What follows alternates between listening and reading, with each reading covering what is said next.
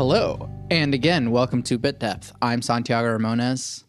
Across from me is pick an order, I guess. Shit. I'm Jack Martin. I'm Max Siegel. And you are the voices that are present right now from Off-Brand. Off-brand. That's Yeah. it.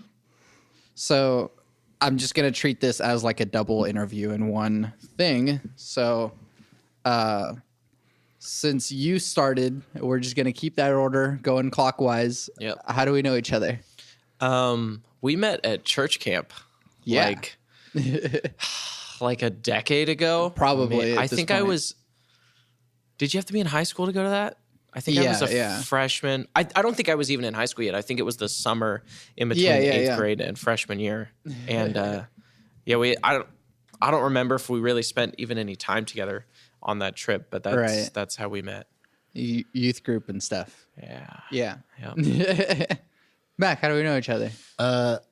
Well, I mainly know you from Bit Depth fame. And then we ran into each other at a Dr. Pants show once. Yeah. I mean, I think I had seen you around Probably. like maybe when you still went to ACM. I don't know. Yeah, I think you were a year or two ahead of me at Okay. ACM. So But yeah. Actual first question, what do you do? I play rhythm guitar and I sing in Off-Brand. Sweet. I play lead guitar and do some background vocals in Off-Brand.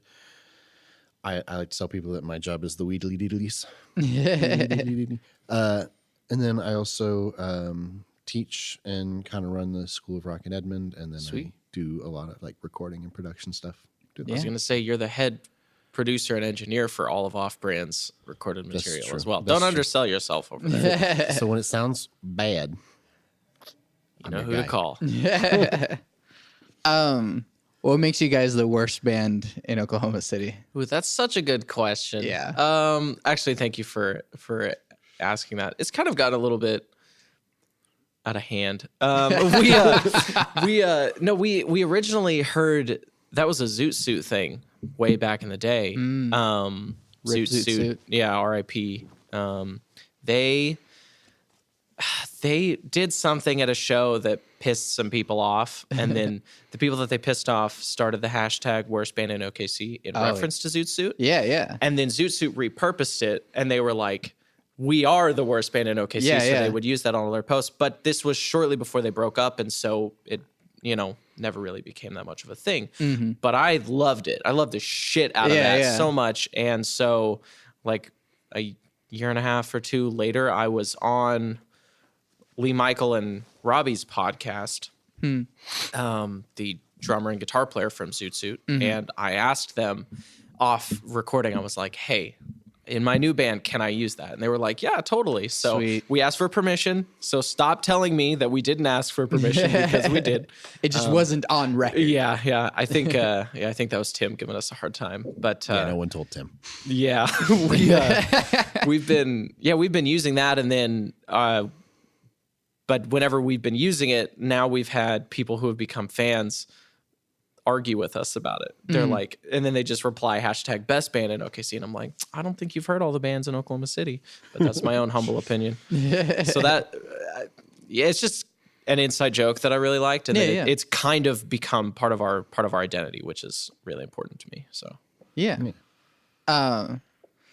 So what, I hate bringing up genre because it's dumb, but it's also easier for people to understand what it is. So what kind of music do you make?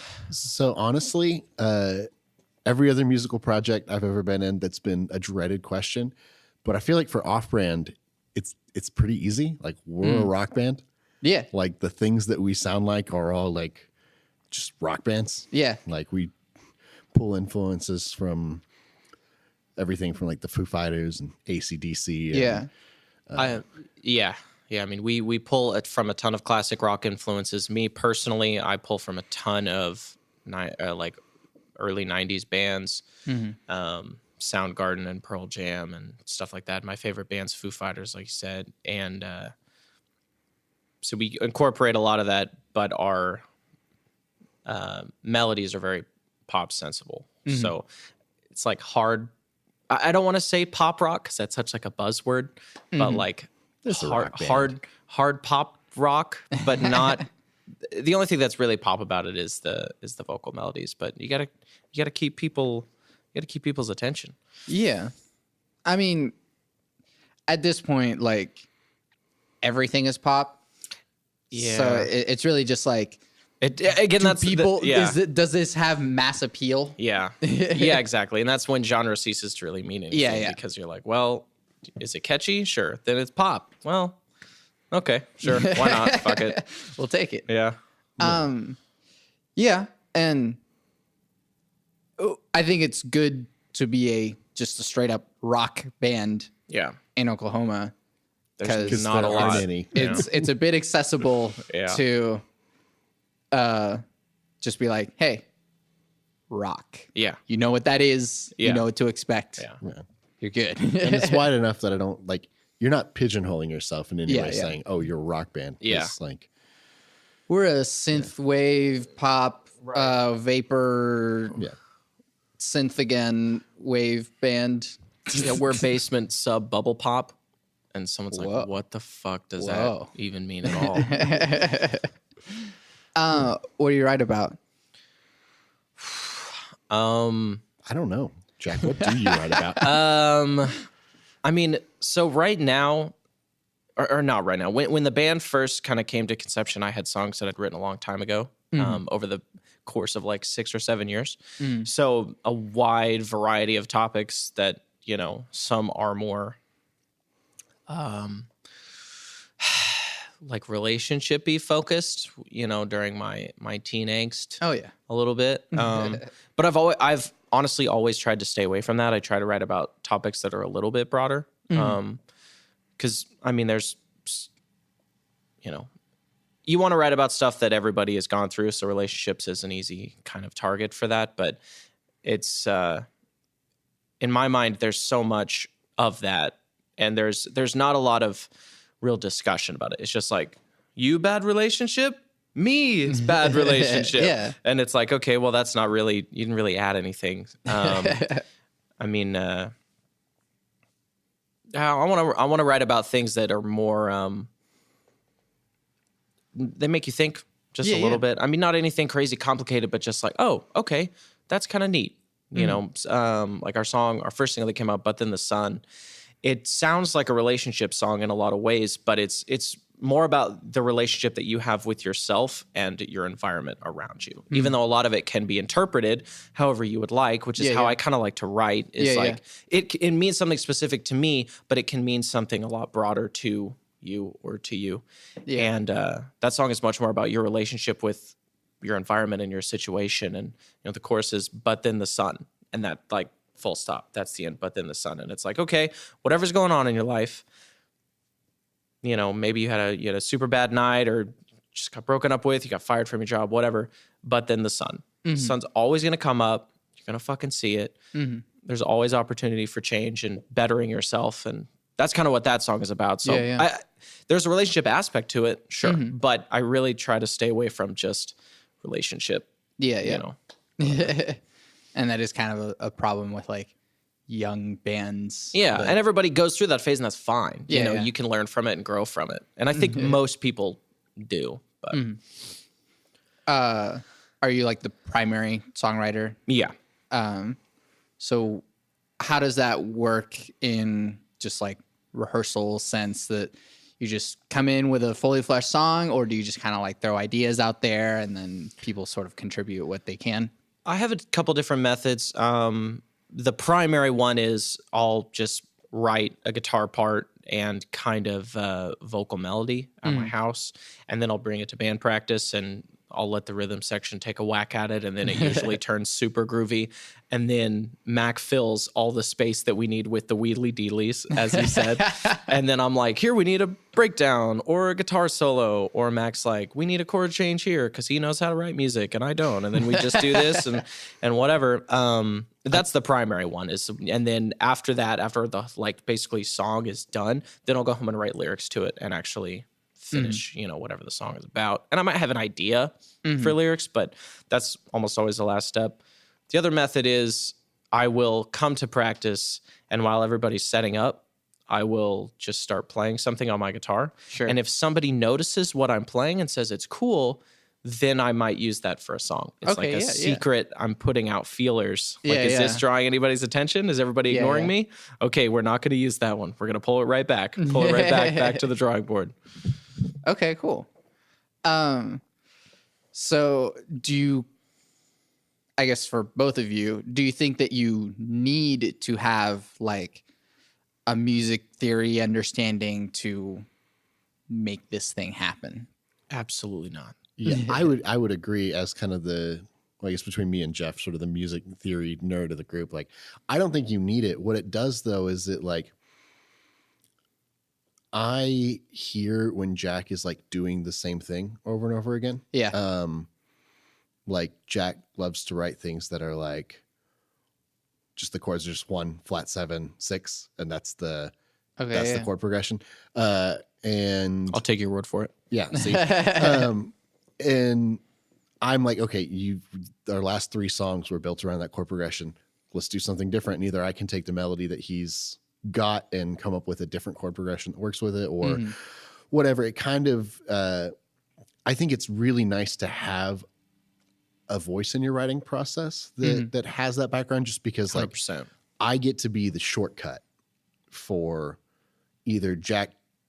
Like, I can kind of pick up on what Jack's trying to do, or when something needs something and Jack knows it needs something, but he doesn't know what it is, I can usually be the shortcut to getting there. Yeah.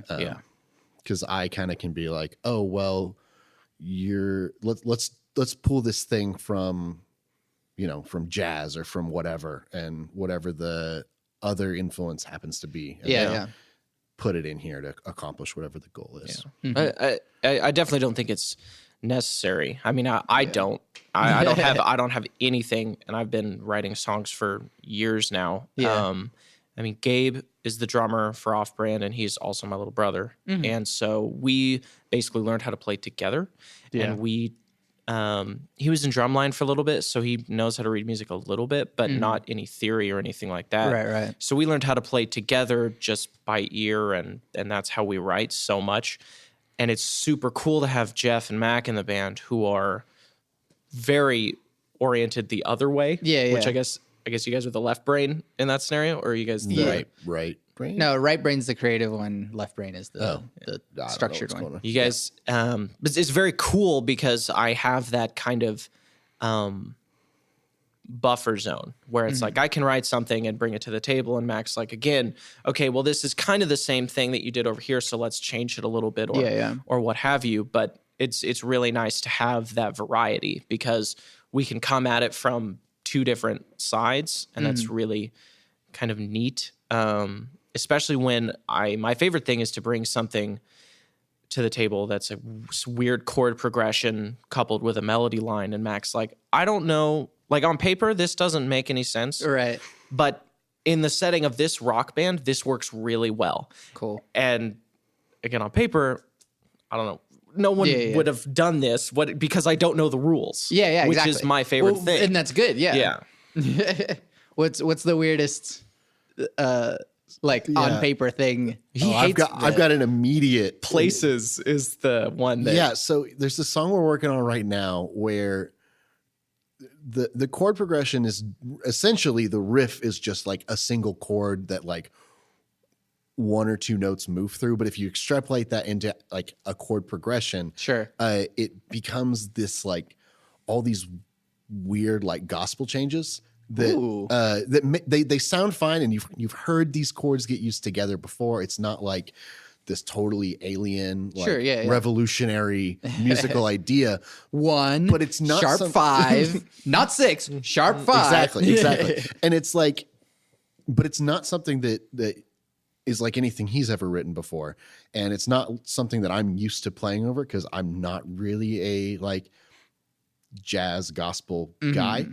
And I have been trying for the last like 2 or 3 months to just write a solo over this chord progression. And I don't really feel like I'm any closer than I really need somebody who's just like a jazz guy to just like do it for me.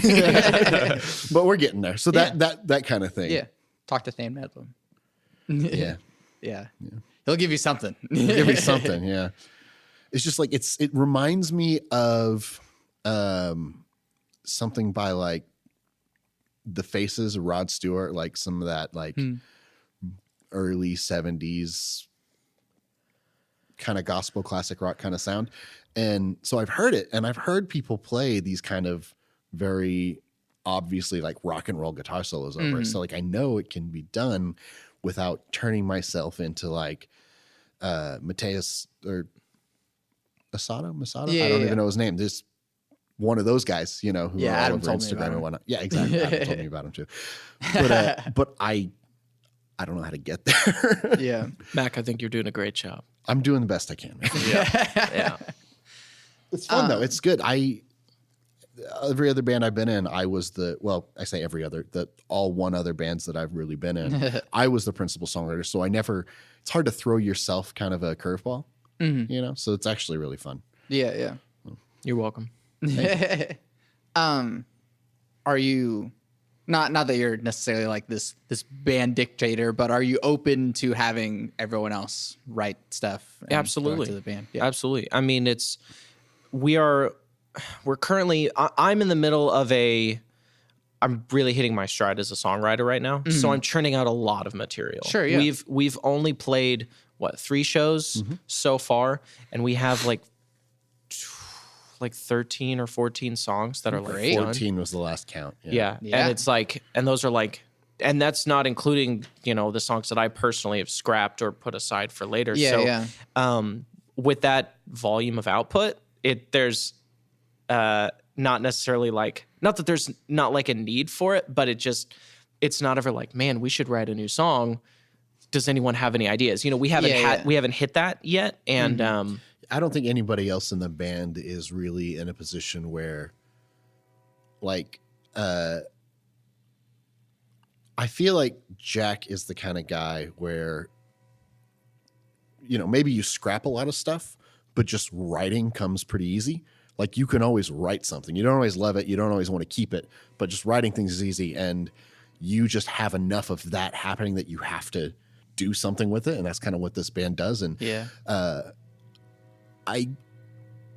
Jeff is like getting a comp degree, and he's a master's, and he's actually a musical genius. He's got those chops, but I don't know that Jeff is really a songwriter. Of course, he surprises me all the time, so I don't know. Jeff has written like 2 full-length metal composition albums that are purely instrumental. Yeah.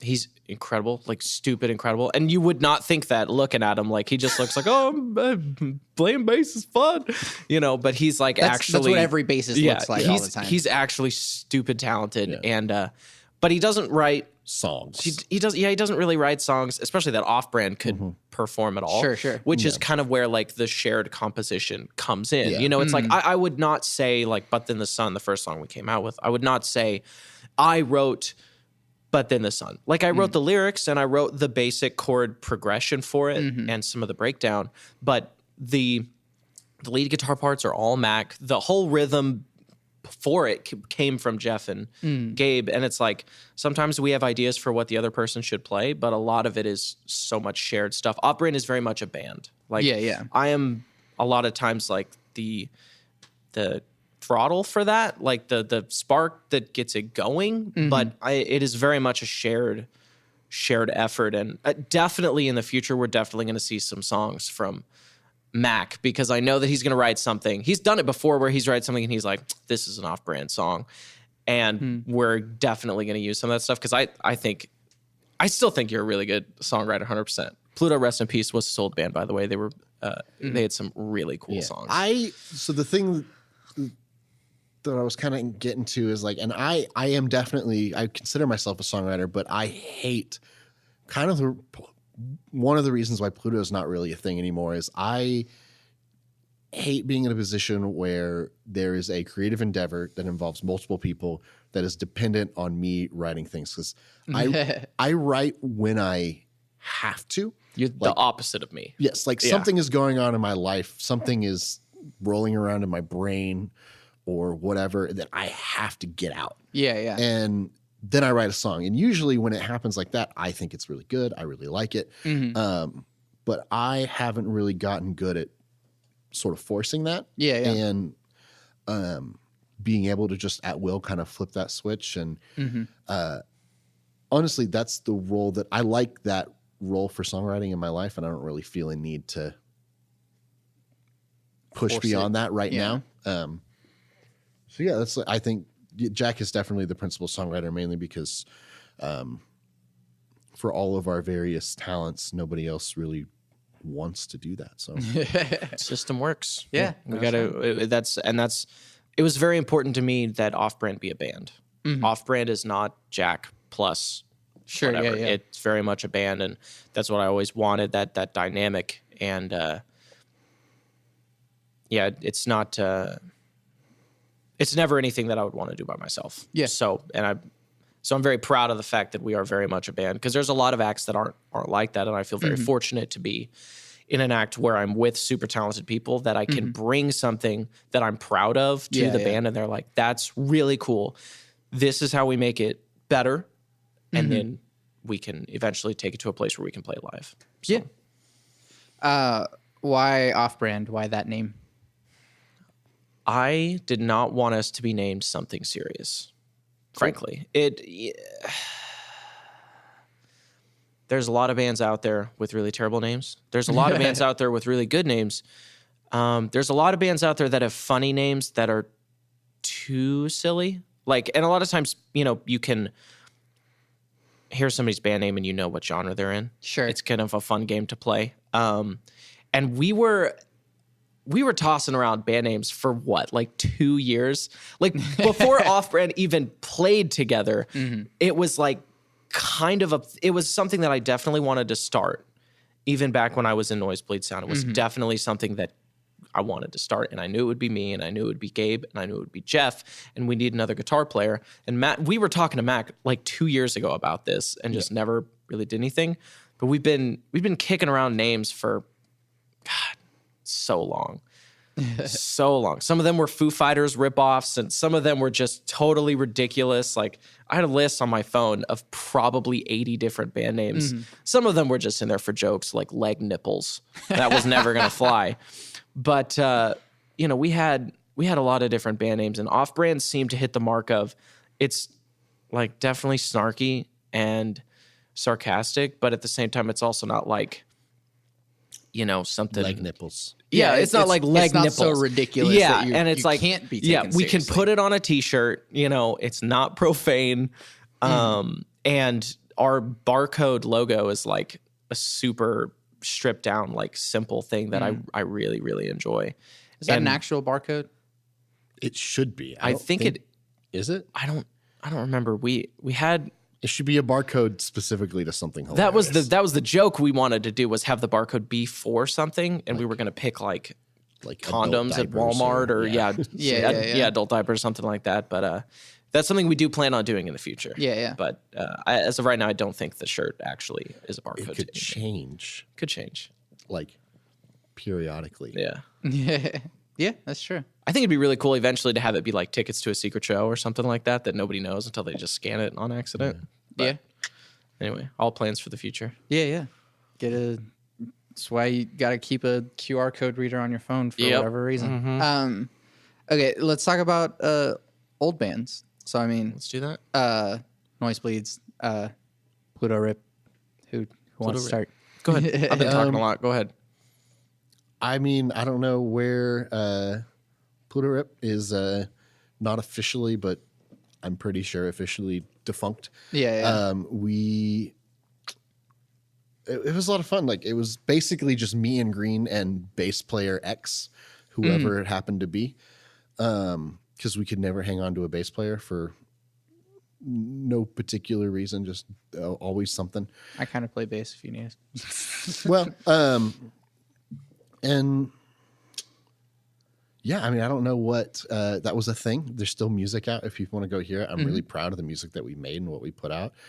I'm super, super bummed that a bunch of those songs hadn't got put out, and hopefully I kind of want to try to do something with some of those songs, but then that involves another person and to either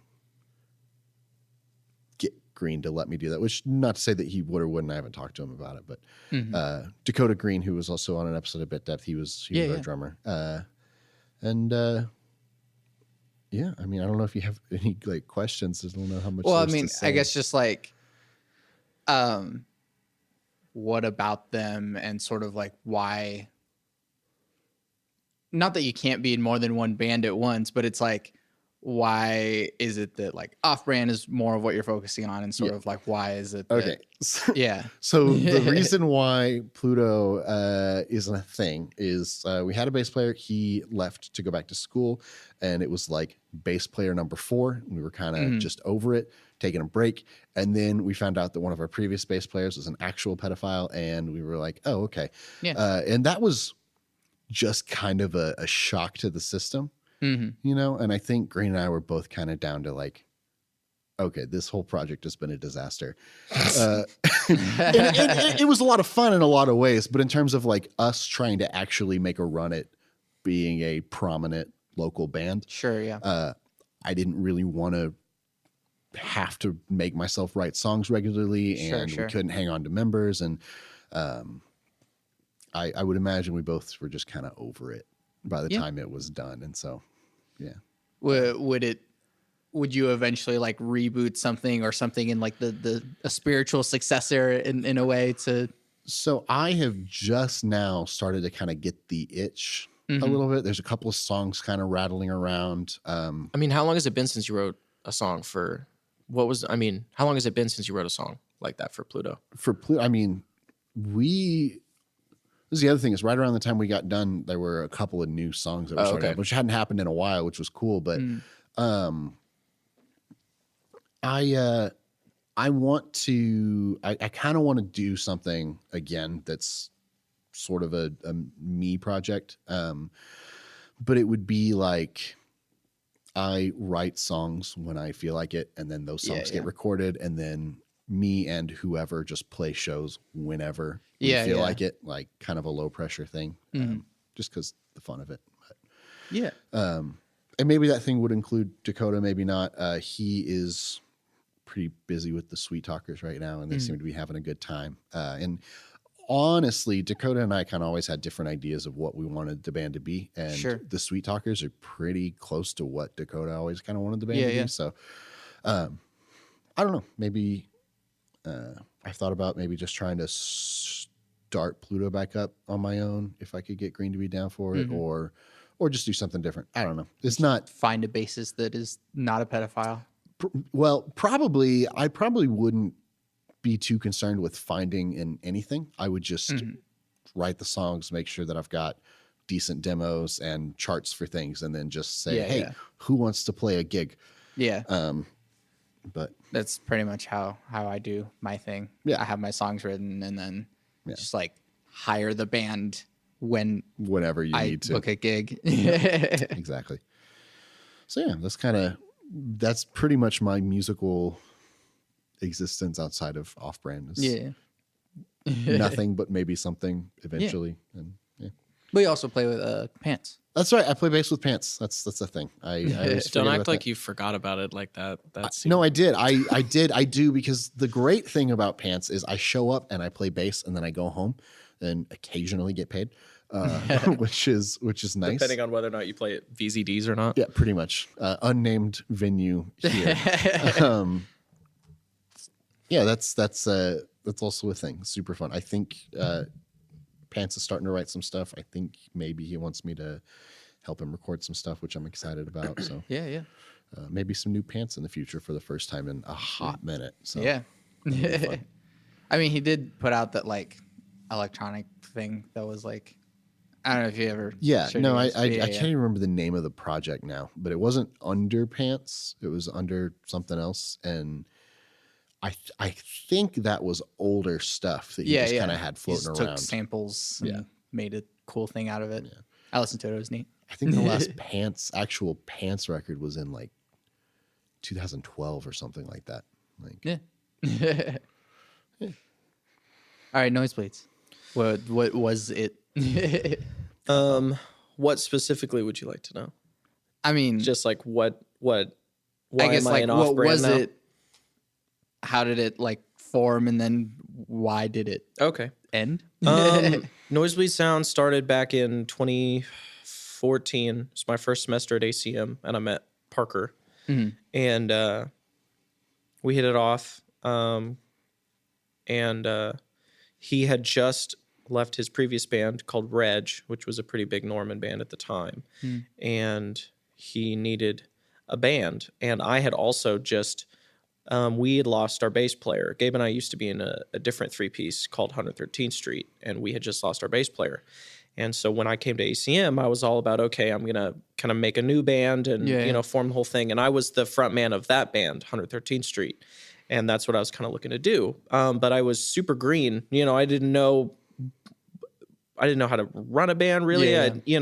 113th Street played like 2 shows in total, and I was very much at ACM to learn, and I was around a lot of teachers who had lived that life and all that kind of stuff. So I was open to any new experiences like that. And Parker had already come from a successful band, and he was looking to start up his own. And I was like, okay, this makes total sense. Yeah. I am a guitar player and I have a drummer. I'm more of a rhythm guitar player than a lead player, and Parker's a lead player. So this works out. I'll just bring the two of us. Yeah. And then we'll join this other band, unnamed at the time. And, we'll see how that works. And Parker and Michelle Demers had already kind of hooked up as far as music playing goes. And we had a couple different bass players for the first year or so. And then we found Jeff, who moved here from Chicago. And then we just started hitting it hard. We played, that first summer we played like 6 times at the deli in like 3 months or something like that. Maybe even more than that. It was crazy. We played the Monday night band practice slot, which was very humbling, I guess, shall we say. We were not good for a long time, which is, a lot of bands are like that, especially how young we were. I mean, Gabe was 16 or 17 when that band started. So he was a hot minute away from even walking into a bar. And he left his high school graduation party to play a show with Nosebleed Sound. And so we played a ton of shows over that. We were a band for 4.5 years. We played shitload of local shows. We played all sorts of the surrounding states. The highlight was we got to play Kane's Ballroom, which was fucking incredible. But the beginning of 2018, the beginning of 2018, Michelle's family had all moved to Hawaii. And she told us kind of in confidence, she's like, hey, I'm thinking about moving to Hawaii to be with my family. And we were all like, go. Like, it's your whole... Not everyone gets to fucking live in Hawaii. First of all, that. And also, like, it was literally her whole family. Like, she had almost nobody here in Oklahoma. And we were like, dude, like, we've had a good run. We're going to play Canes in like 6 months. That's a good enough, go out with a bang for me. So we all encouraged her to go. And then it just kind of played itself out. Because the singer was leaving, and a couple years before that, we had talked about the possibility of, if Michelle left, would I be interested in being the front man for Nosebleed Sound? And I didn't really want to do that. It wasn't like a you. Yeah, it wasn't a me thing. And, it would have to be an entirely new band because I can't even sing those songs. And so at that point, it kind of defeats the purpose of doing it at all. So, and plus at this point, I had built up like 20 songs that I'd written over the course of this time that I was like, I have to play these. I love being a front man. I love being on stage. I love being the loudest and most obnoxious person in the room. Like, this is something I have to do. So Nosebleed Sound just kind of played itself out. And then for that last year, once I found out Michelle was moving, that's when Off-Brand started practicing. And so for that next year, I was in both of those bands. And then obviously beginning of this year, Off-Brand actually started playing shows. And I'm not in any other side projects. I don't have any desire to. I think it's really important for you to have other musical outlets because it allows you to draw experience and a little more introspection from those. But Nosebleed Sound was a very important development in all of our lives that we'll take lessons from for the rest of our lives, I think, for sure. But just wasn't meant to be. Yeah. No, I mean, but it also like was a good run just because it.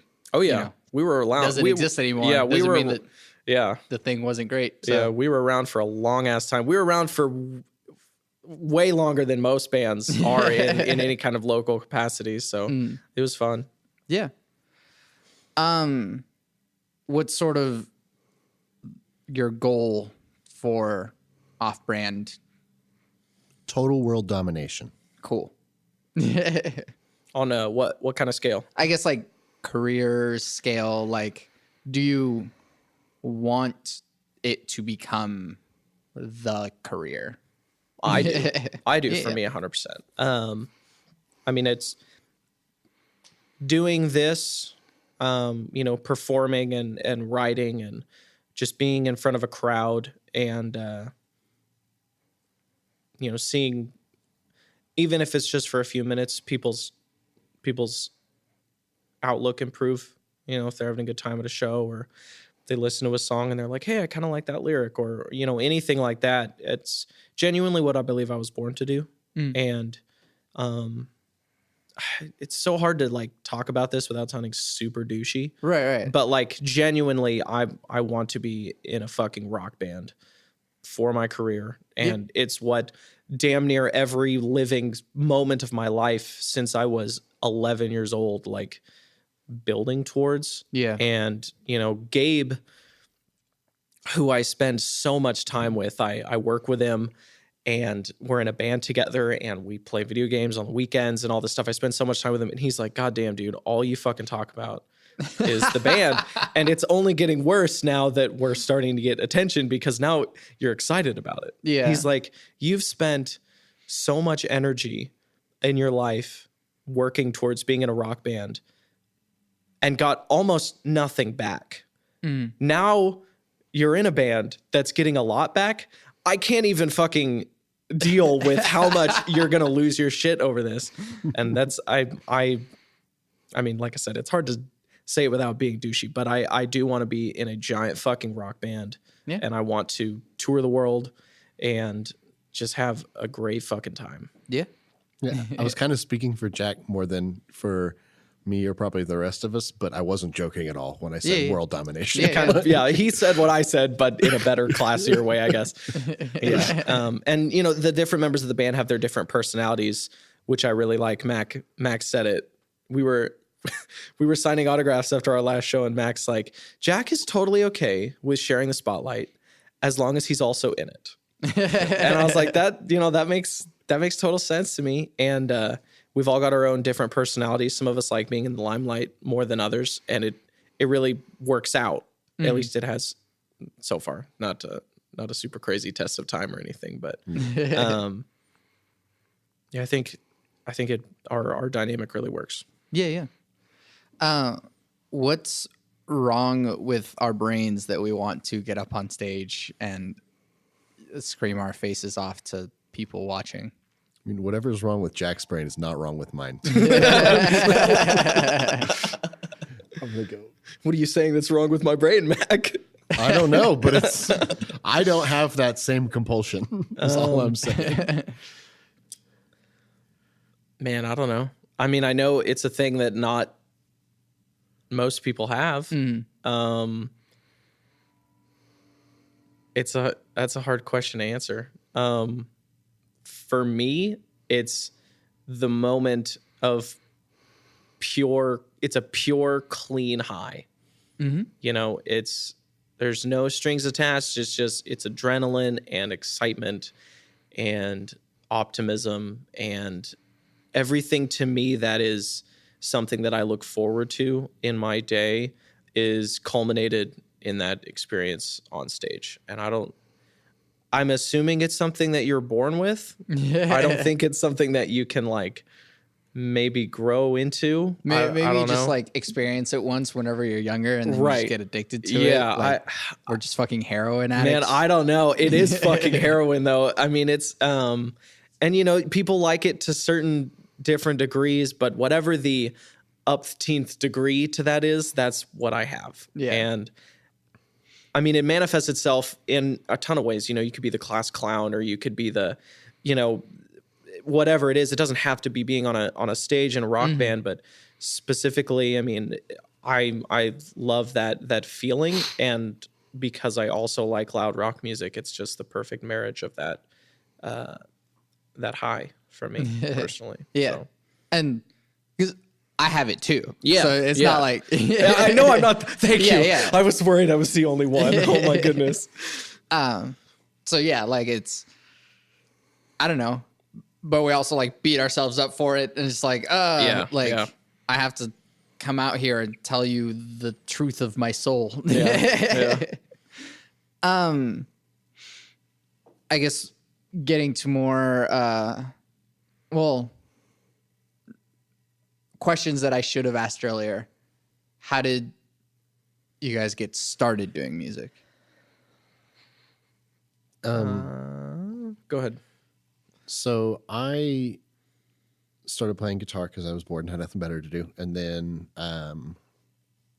there was the church that I went to had a little youth band, and their guitar player quit. And somebody somehow found out that I played guitar. I'd been playing like 6 months, and came over and said, "Hey, you play guitar, right?" And I was like, "Not really, but I can try." And then I had to get relatively good relatively quickly. And It's the best way to do it, actually. yeah, like just got thrown onto stage with a bunch of people who were relative to me really good. And I just was always playing around with notes and ideas. And I was writing in some capacity from like the moment I could get 3 notes out of the guitar and trying to figure out, why do these things sound good? Why don't these things sound good? And all that. And then, yada, yada, yada, ACM Pluto off-brand. That's my... I mean, yeah, basically. Jack, where you got? My dad has been playing drums for like 40 years at this point. Okay, He's in a classic rock cover band. They're starting to do a bunch of original stuff too. But so I grew up listening to not only things like Rush and AC/DC and, you know, all that good stuff, but I also listened to my dad's band's EP when he in like that they recorded in like 1980, and so the music was always there, and it was always in me to some capacity. And weirdly, I didn't want to play drums. I always wanted to play guitar, and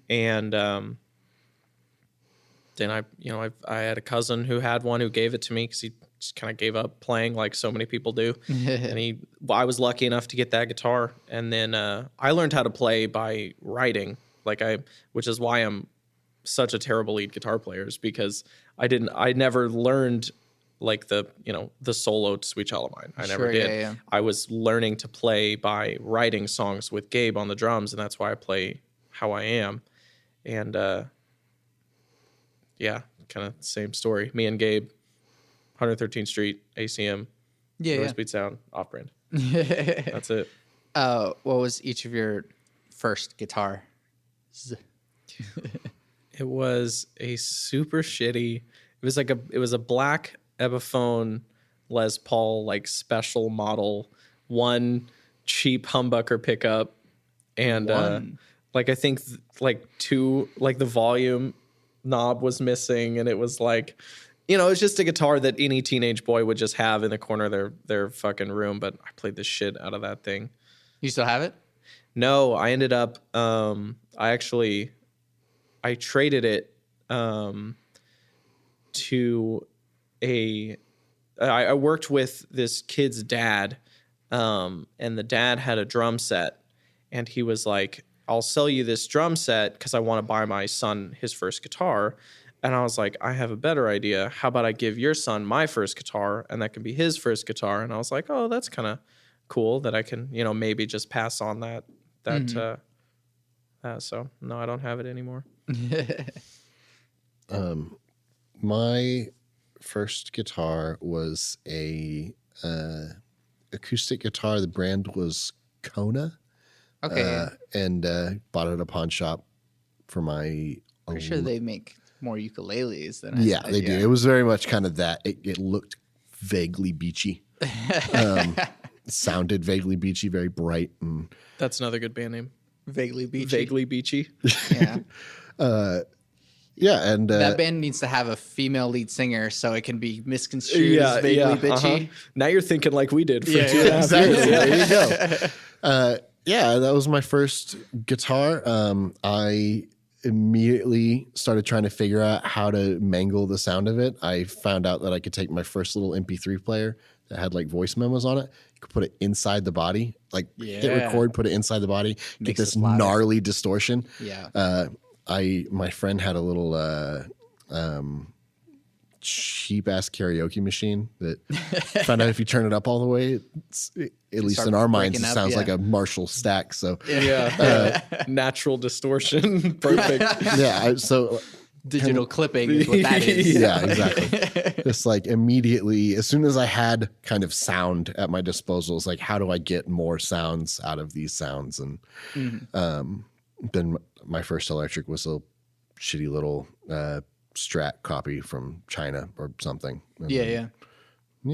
That's it. Now with more like philosophical type questions, is there such a thing as bad music?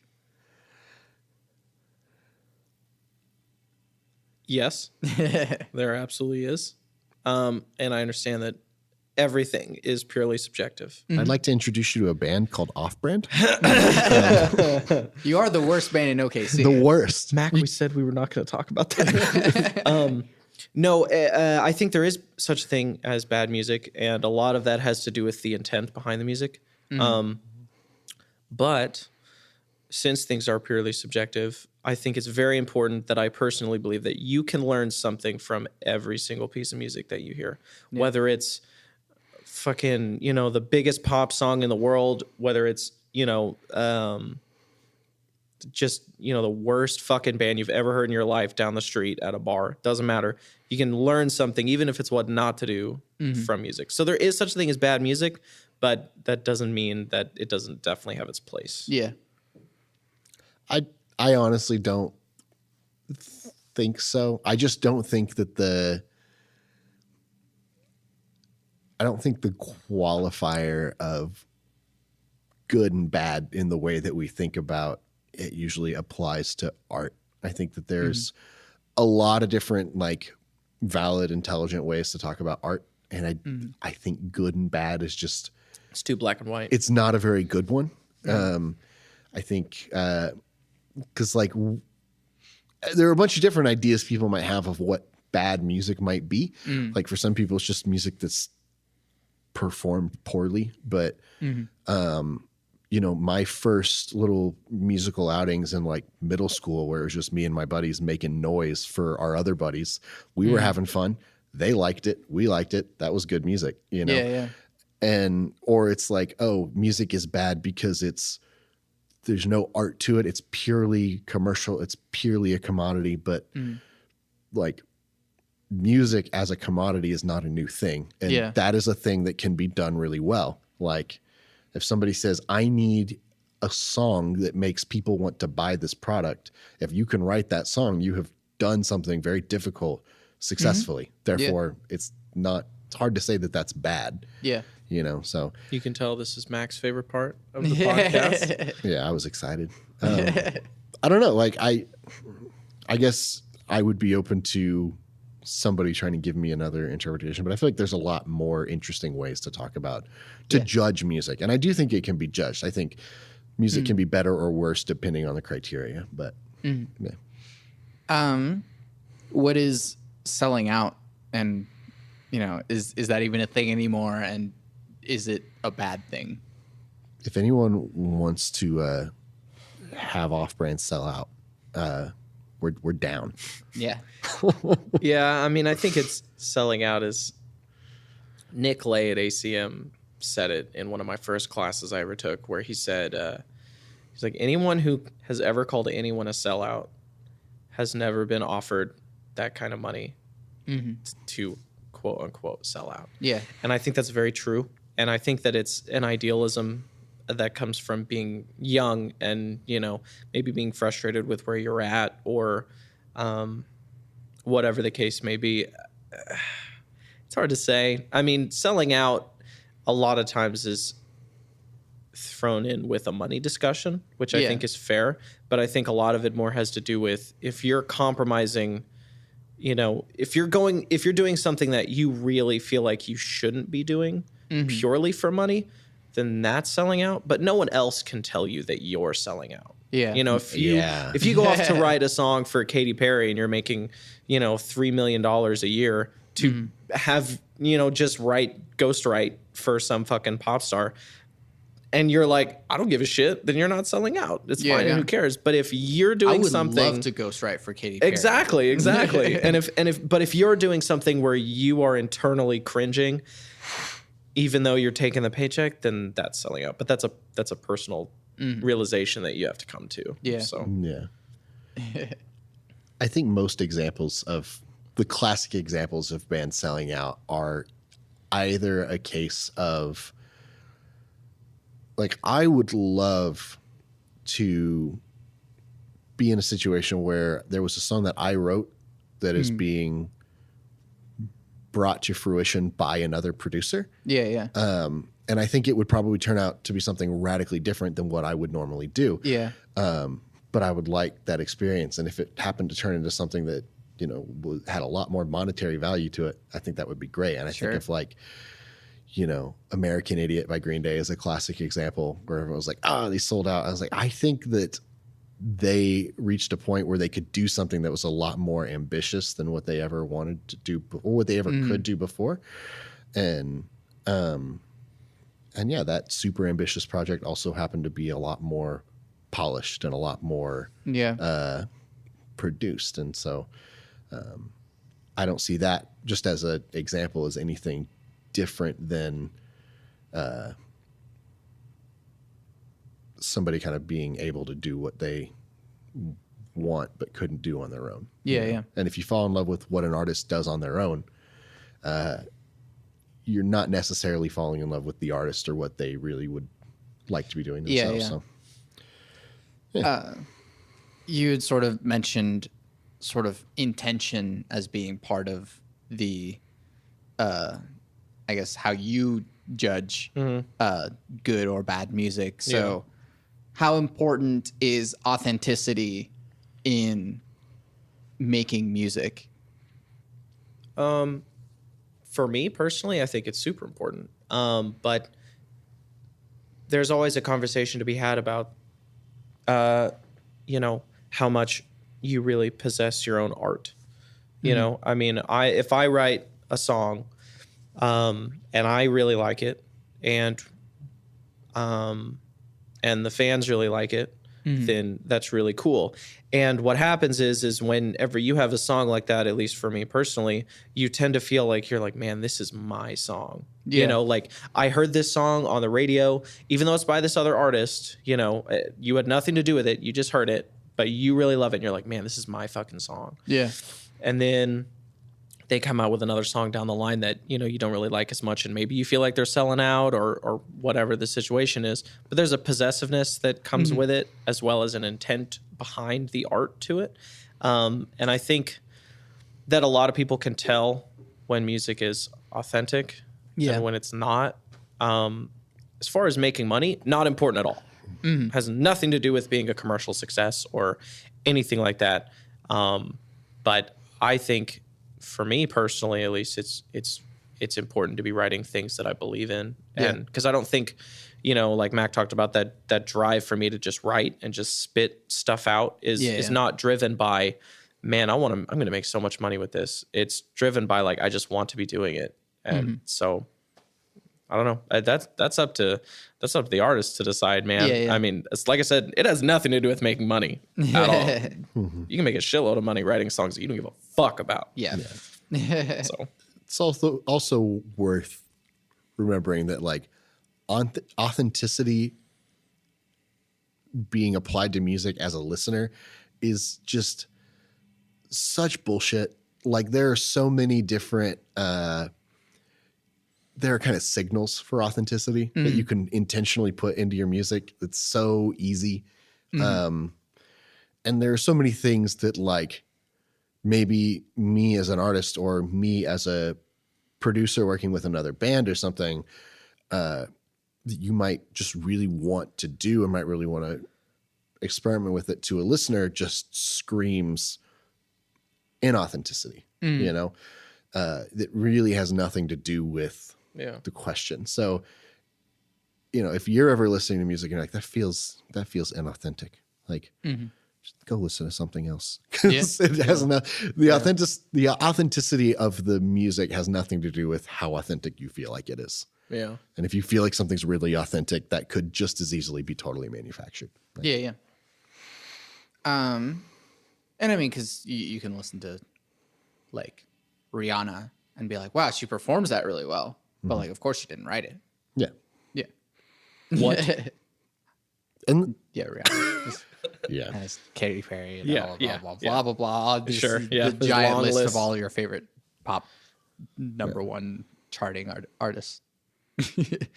Which I also feel like isn't the same thing as authenticity. Like you can perform someone else's song authentically and you can perform your own inauthentically. You know, there are a million classic rock bands playing casinos every night where they're playing songs that they wrote in their 20s as a completely different person about things that may or may not, that they might totally disagree with now. But they play it because, hey, this is a great way to make a living. And that can be done in a way that's inauthentic, even if it's the music was theirs and the music was written organically. You know? Now that we're basically an hour into the podcast, I'll start at the second half of the interview podcast. Gosh dang it. So is this the second episode? No, we'll see how long this goes. This is just going to be a long ass episode. Okay, cool. I'm down. And there's no good transition. So what is the role of spirituality or religion in your life? Go first. Oh man. I was hoping, we can just burn through these questions, but this is, you picked a weird time to ask this for me. You knew this was coming. You listened to the podcast. I do listen to the podcast. I knew it was coming. It also doesn't come up in every episode, or it does. No, it does come up in every. Anyway, sorry. So I considered a very big part of my identity for most of my life Christianity, and so we were kind of having a conversation before, the three of us, before we started, and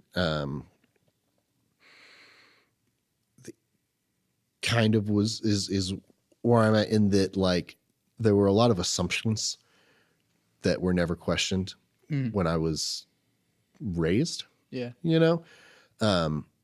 Or when they were questioned, there was always a very powerful answer for here's why we believe the way that we do. And it was always like, oh, well, there was this miraculous, incredible event in like, say the translation of this particular passage of scripture or whatever, and all these different things. And then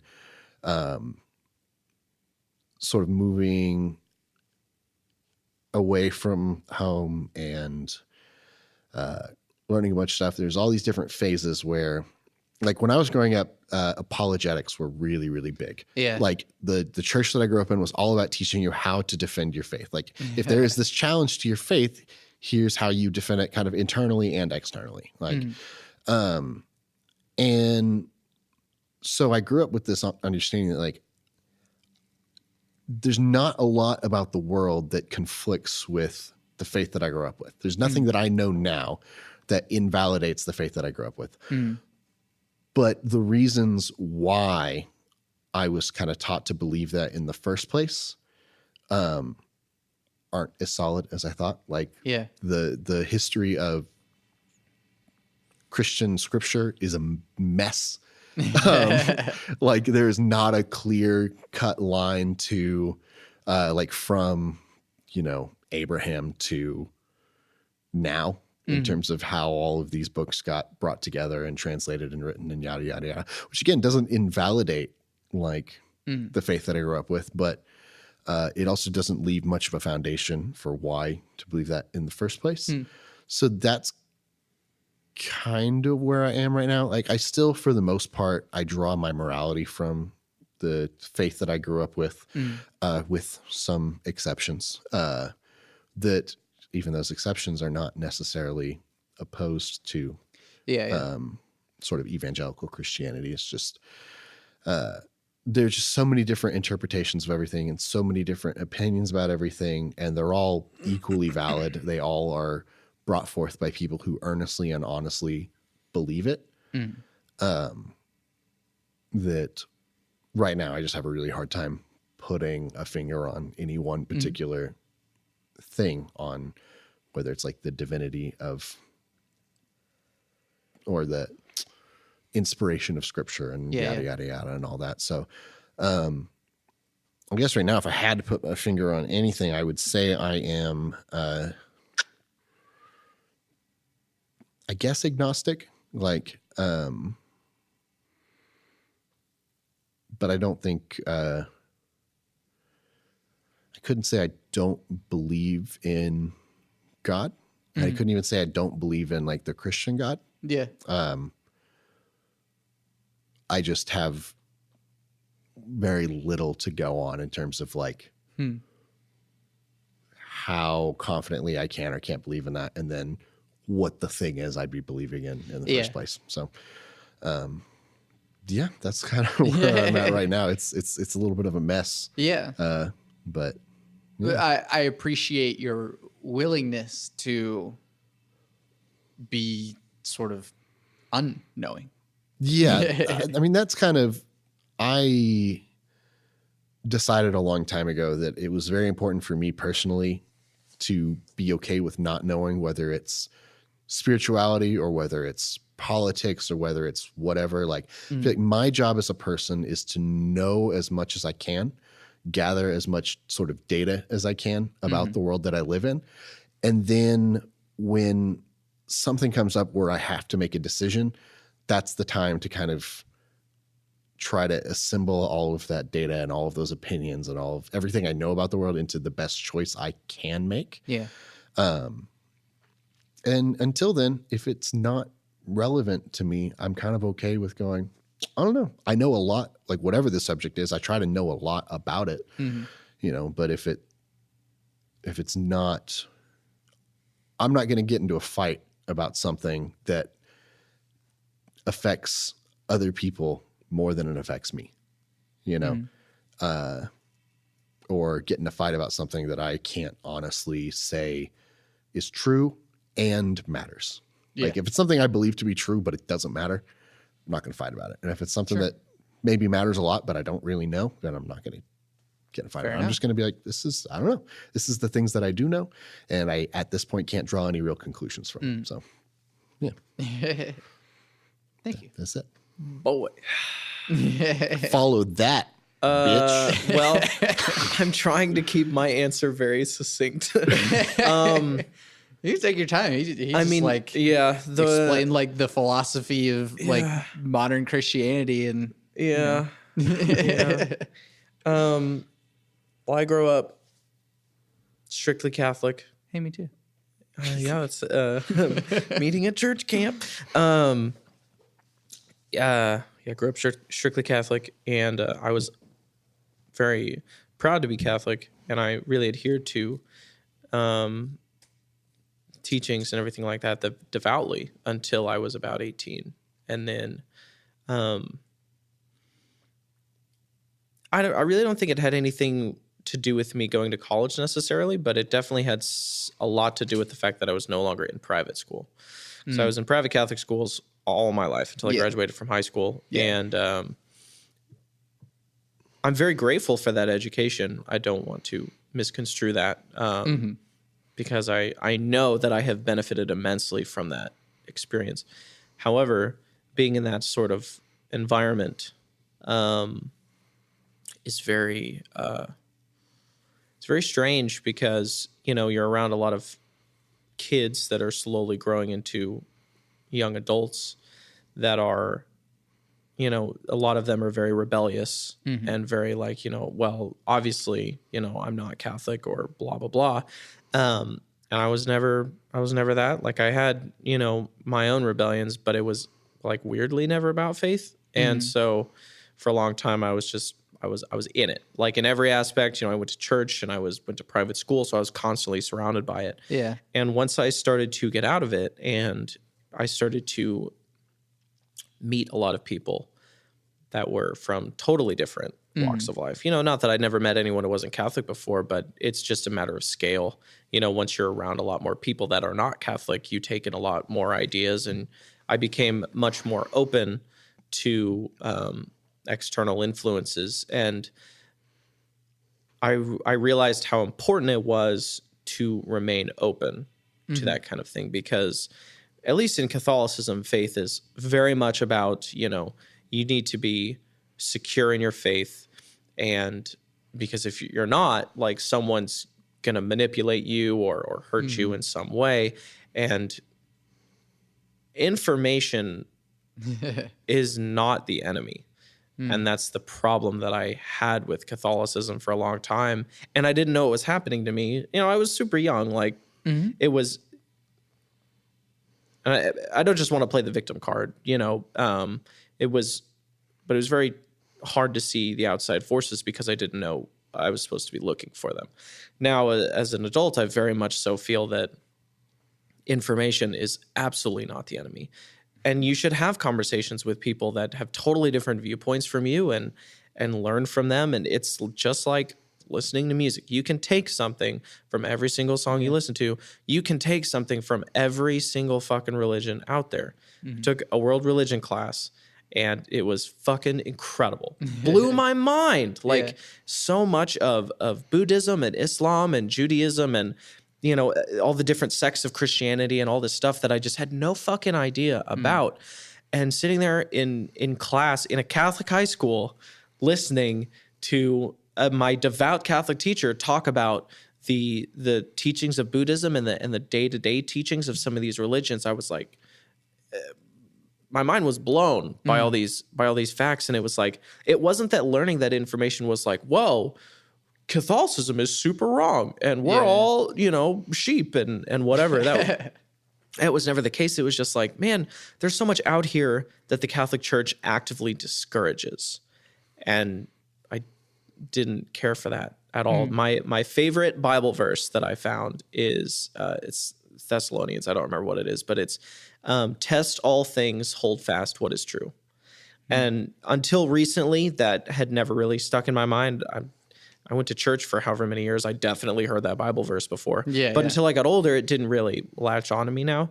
And I'm like, man, this should be your mantra every fucking day, is like, you can't just believe something because somebody tells you it's true. Even if it's your mom, even if it's, you know, someone you really trust, you know, you know, if that makes me a doubting Thomas or whatever you fucking want to call it, it's like, I'll proudly wear that badge. But I want to have that conversation with you. Don't write me off because it's like, oh, he used to be Catholic and he's not anymore. So we don't talk to Jack anymore. He's in a rock band. He's got off the fucking rails.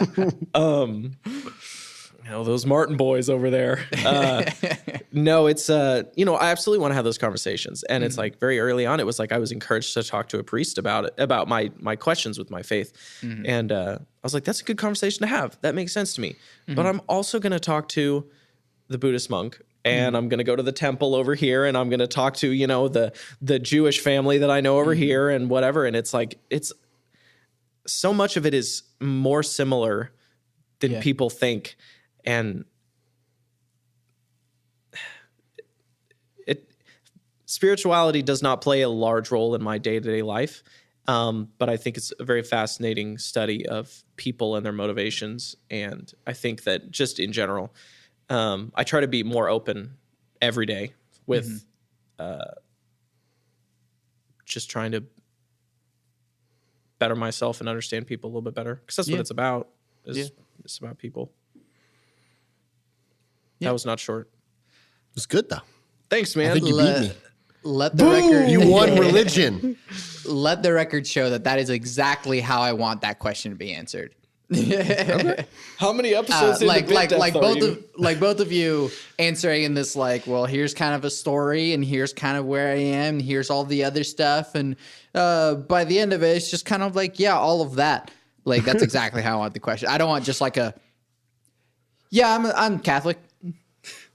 So what you're saying is that with every next guest of Bit Depth, you will play this episode for them as a template for the ideal guest. I don't know that he's we can move on. We can move won. on. That's fine. That's fine. I'm just saying, for whoever else is listening, and if you are eventually on, that's how I like it. That's great. Yeah, and it's not necessarily that the problem is having a solid conclusion at the end of it. No. It's just that, I want the story and the I think the thinking out loud and the everything. I mean, Mac and I have these discussions outside of this podcast as well. So it's we're good guests for this show for that reason, because we're already debating these topics. Yeah.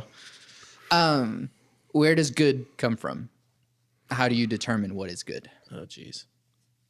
So I'm about to almost kind of backtrack on a bunch of stuff I just said. Sweet. And say that basically the Bible. I've come not the Bible, but either good comes from God, whoever and whatever and however that is. Or it's just kind of a lie that we came up with so that we don't so that we can continue to function as a species. It's one of those two things, in my opinion. I don't think that's the duality of Mac right there.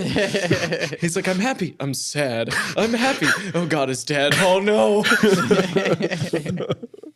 That's kind of it. It's either there is some sort of external thing that instills this into us as people and into the world, or there isn't, and we just made it up. And it's just brain chemistry and whatever else to it.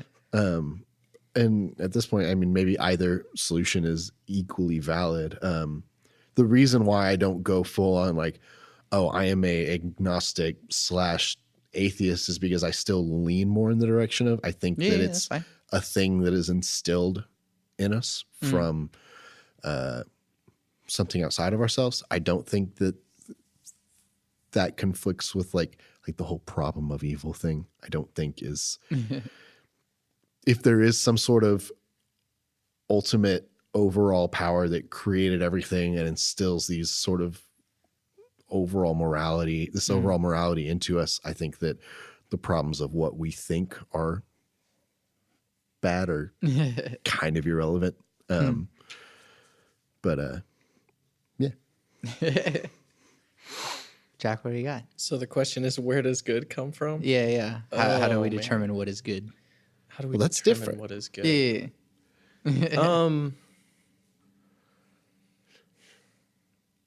Where does good come from? How do we determine what is good?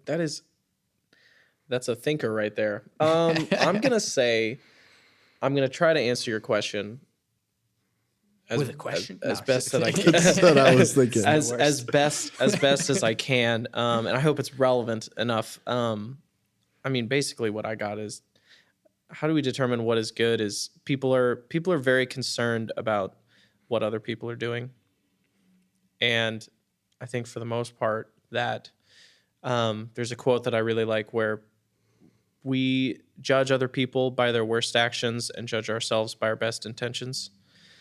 And I think that that's very, very true. And that good comes from, we determine what is good by, like I said, our own intentions versus other people's actions. And it's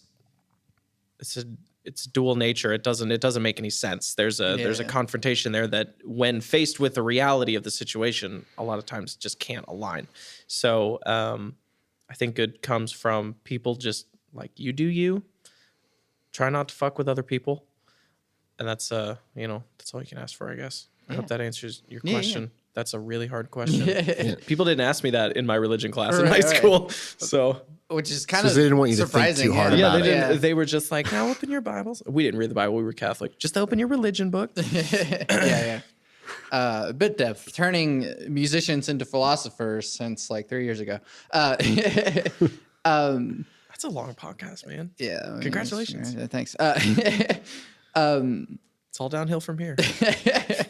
We'll see. Oh yeah, there's a okay. What is your definition of God? Whoever wants to take that first. Definition. I feel like I established I don't have one. Cool. The thing out there that may or may not exist. I got a good picture of it the other day. Did we? The black hole. Yeah. I mean, that is a really interesting. So I'm not going to get into it, but in my journey from devout evangelical Christian to where I am now, there were a lot of really interesting ideas and places, and I could be very tempted to take your black hole comment and just blow it up. But we'll do that on the next one. Do it on okay. What was the question? What is your definition of God? I think that life is way bigger than anyone on earth has any even remote concept of. And I think that in Catholicism, the concept of false idols is thrown around a lot. You use, you worship sex or money or drugs. That's usually what they told you worship. Right, but you can worship good things too. You can worship music. You can worship art. You can worship people. You can idolize people in a certain way, whatever. I think God is whatever helps you move through your life towards a positive net result and helping as many people along the way as you can. So whatever does that for you, that's what God is. And there's nothing necessarily wrong with that, just and if that your God is a God, if being Catholic is what is making your life the best life that you can live, then great. If your God is food because you're a master chef at some restaurant and you're doing what you feel like your life's calling is, then that's your God. And I think that's fine. It's whatever you value is most important in your life and helps you become the ultimate version of yourself. Yeah. I love this. This is a lot of fun. You're about to have a lot of fun with this one. Cake or pie? Sorry, spoilers. No. Is free will an illusion? What's the question? Is free will an illusion? Oh, is free will an illusion? Or rather just, is free will? God, I just watched an hour and a half long podcast about The Matrix like a week ago, and my mind is like fucking reeling. Yeah, The Matrix is a lot about free will. Especially the second one. Yeah. Is free will an illusion? Shit. That's a valid answer. There are certain things that your own nature compels you to do. There are certain things that your human body compels you to do, like eating and sleeping and shitting. There are certain things that your own nature compels you to do, like you want to make people laugh, or you want to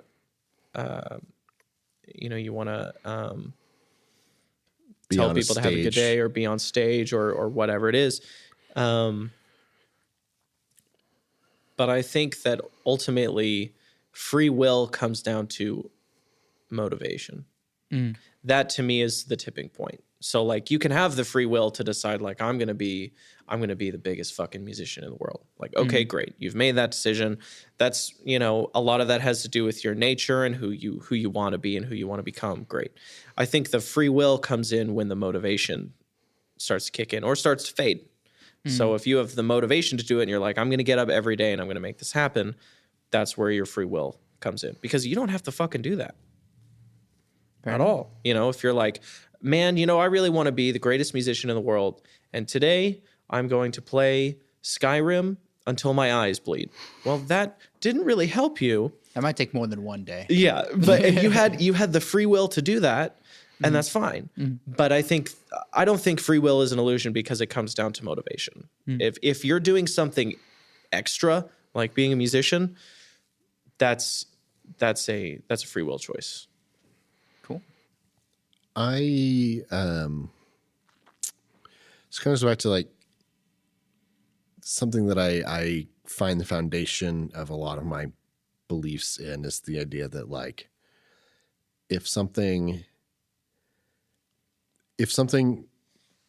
where I'm not both sure of it and it matters, then I don't really feel the need to come to a conclusion of. And having listened to many episodes of Bit Depth and heard many answers to this question, ultimately the conclusion I've come to, which is going to make me sound like a massive tool, is that Tool's one of my favorite bands. Me too. New album in May. Really? Probably. They gave a release date? Well, No, they didn't. May or June. Don't pretend. Nah. May. It's never coming out. May. Of It's happening. 2025 or something. Yeah. I'll come crash a podcast recording and be like, bitch, told you. No, so I don't actually find it to be a massive douche. Sure. I don't find it a terribly interesting question just because like like we all definitely think we're making decisions, you know, and we all are definitely taking actions that we definitely think we're responsible for, and we see results of those actions. And so like, it's kind of like the question of like, do we live in a simulation? Like, does it matter? Yeah. Like, Fair. there might be different decisions you would make if you assume one thing or the other, but like still either there is free will and you're making those decisions, or there's not and you're not. Yeah. And nothing changes by knowing it. nothing changes one way or the other if it is or isn't. There's a philosophy that I find really, really poetic that it resonates with me and I like it. I don't necessarily believe it, but I can't even remember. There's some guy who was like a philosopher in like the 60s who I cannot remember the name of, but I went on a whole binge of listening to a bunch of his stuff. And he has this idea that like you are what the universe is doing in the place that you call here and now. Like you are as much a part of the universe as a wave is a part of the ocean. It's just what that big thing happens to be doing in this one little spot. At Ram Dass? I have no fucking idea. It's a very Buddhist thought.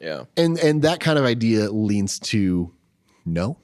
You know, and I'm like, that sounds really cool. It's kind of it's sort of a spirituality that exists outside of like deism, you know? But again, it doesn't really answer the question, Sure. and it doesn't really matter. Yeah. No, that's fair. So I think your question is very good. I think it's also stupid. Thanks. No. thanks. You're never being on Bit Depth again. I just peeked the shit out of that. You're good. Actually, you didn't. Let's see. How do we reduce the division that has permeated our political discourse? Oh, Jesus. That will probably increase the division. Just mentioning Jesus is probably Mac is the right guy to have on this podcast. Yep. I mean, you've seen me on the internet.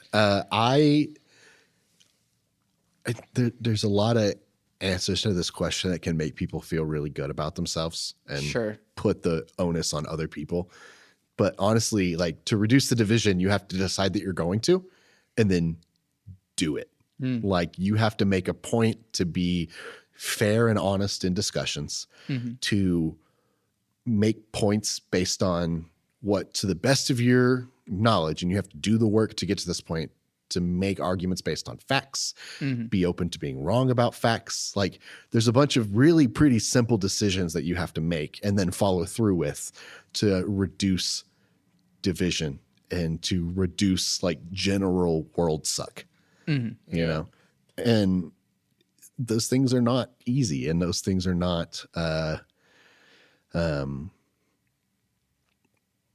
of those things are painful. It's painful to be like, I could very well be wrong about any individual thing that I believe. Sure. You have to be willing to accept that even other belief systems that you find repugnant, that other people can come to those beliefs as honestly as you came to your own,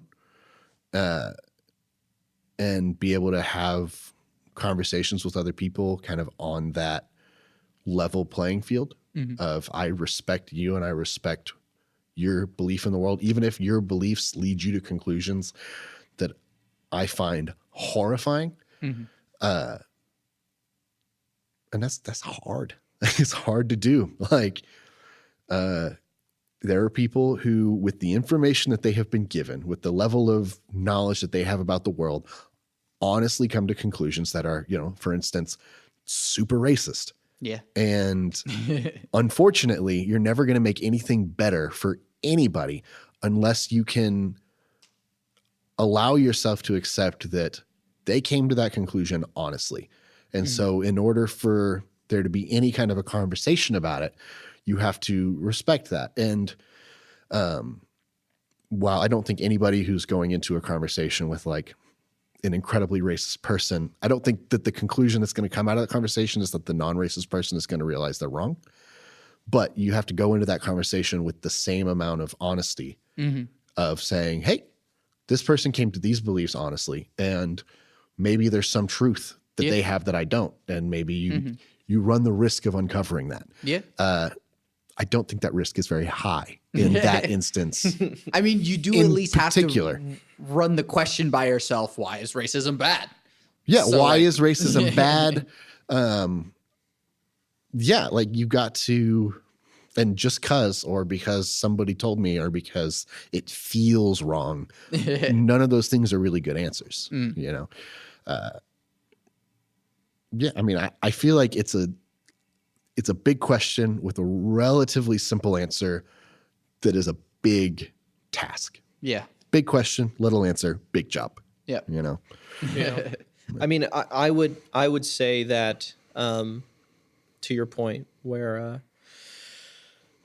you have to, to accept something or not accept something based on whether or not it feels good or bad. I think that those initial instincts are very important.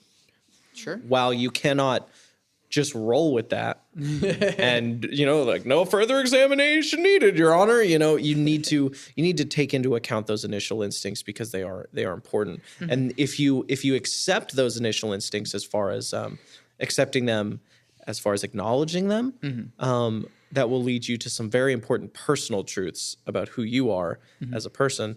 And like Max said, it's a very big task that can start really small. You have to acknowledge, like you said, I like that phrase, that everybody came by their beliefs honestly. Like it's, and to be fair, not everyone does. Yeah. But you have to accept that they could have. Yeah. Yeah. And it's definitely a situation where, God, everybody just needs more fucking empathy and a willingness to sit down with somebody that looks totally different from them or sounds totally different from them or what the fuck ever, whether it's race or religion or sex or politics or anything like that. Just sit down with them and be like, okay, my name's Jack, 24, and I use the joke #respect my journey a lot, but like you should. You have to respect where people came from, where they're trying to go to.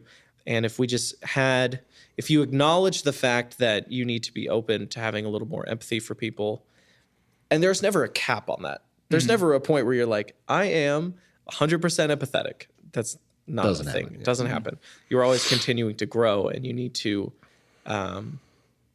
be open to the fact that you need to grow. It's a personal journey that everybody has to go on. And a lot of people either don't have the time or don't realize that they need to do it or whatever the situation is. But so much of it just comes from being closed-minded. And that's to everybody. It doesn't matter if you're the most progressive, liberal left or the super conservative right, where you both feel like you've lived these entire lives that, you know, sit on totally different sides of a spectrum.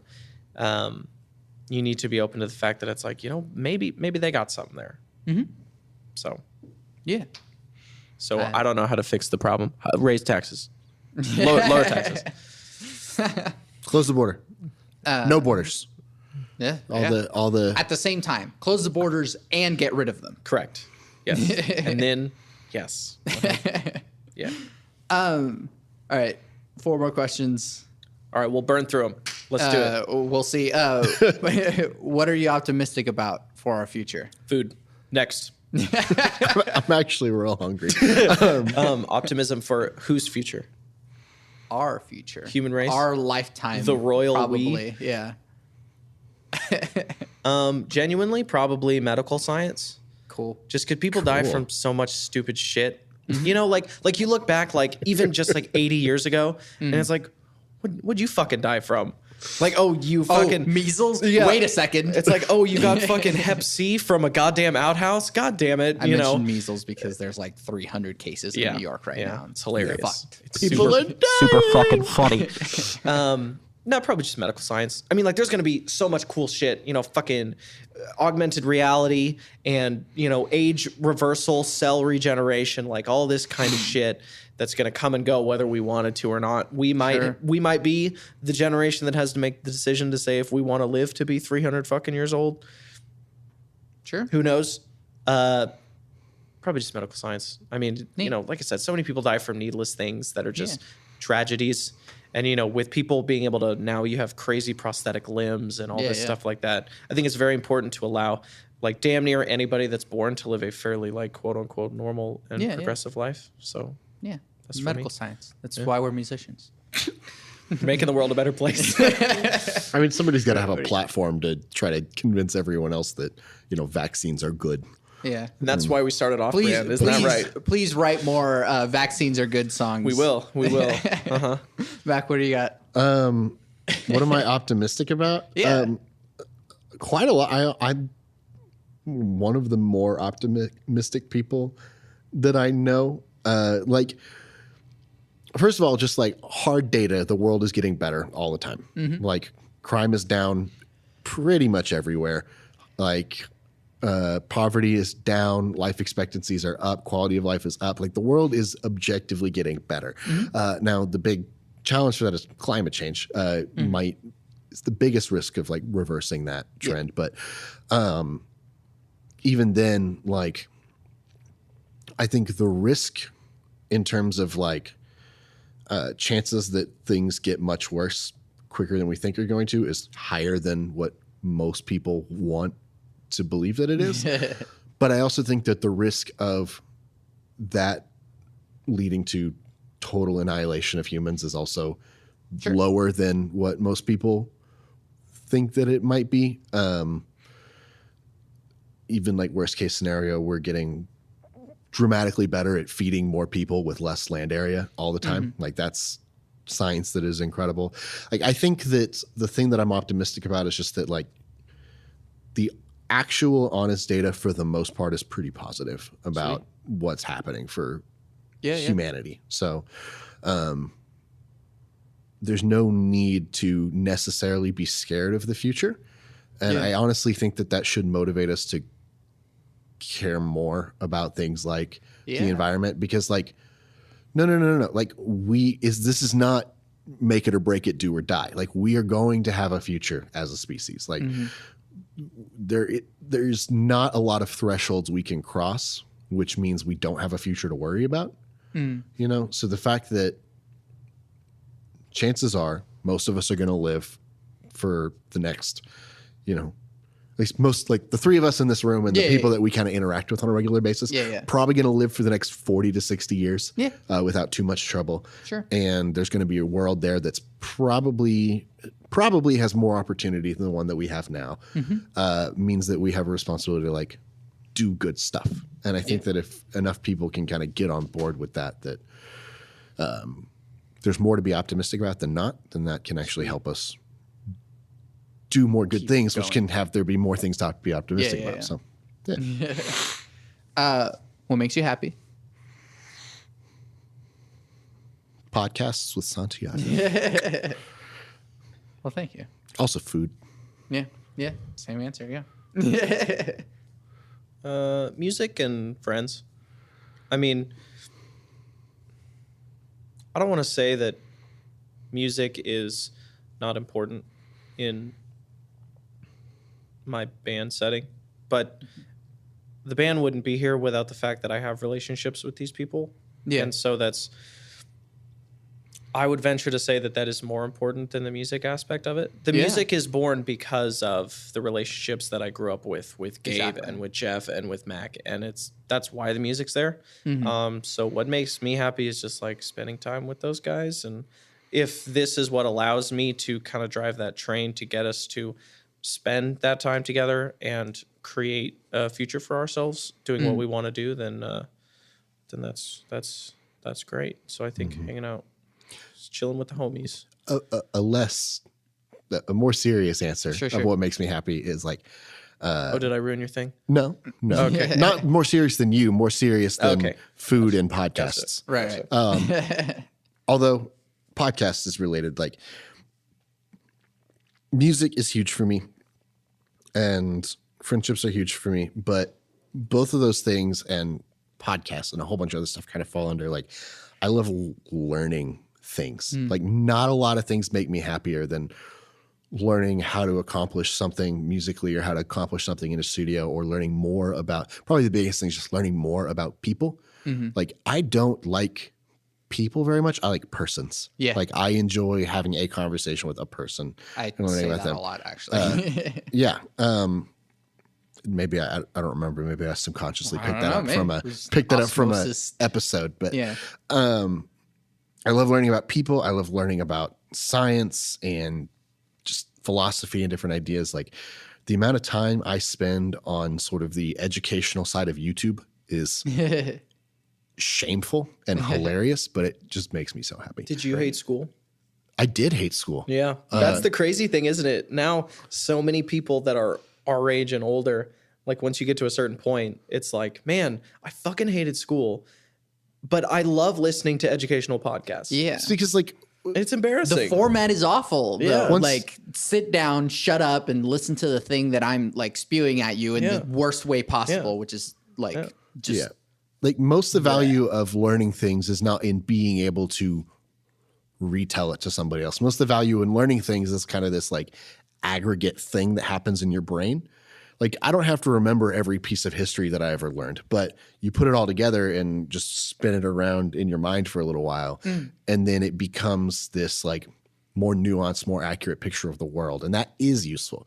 So like being able to spit a bunch of dates out or practicing a whole lot at like multiplication tables. sure. Not really helpful. Like once I've learned the thing, I just want to move on and learn the next thing.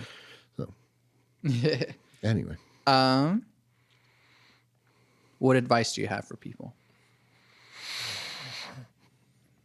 I have no room whatsoever to be giving anyone advice about anything. My advice is my whole get that often, question, yeah.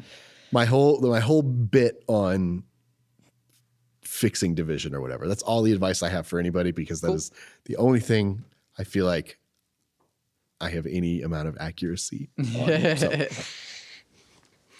I mean, as far as just general advice, I have two pieces of information. One, if you want to do something, you have to just start. Yeah. Just start. Like, it doesn't fucking matter if it's terrible, it sucks dick. And, you know, Mac's karaoke machine that he thought was a Marshall half stack back in the day, that probably fucking sucked. But you have to start.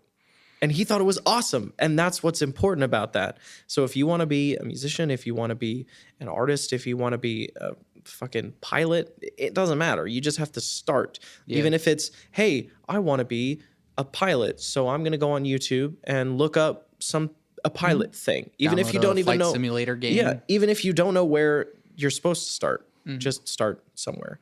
The other piece of advice is you have to find something that works for you.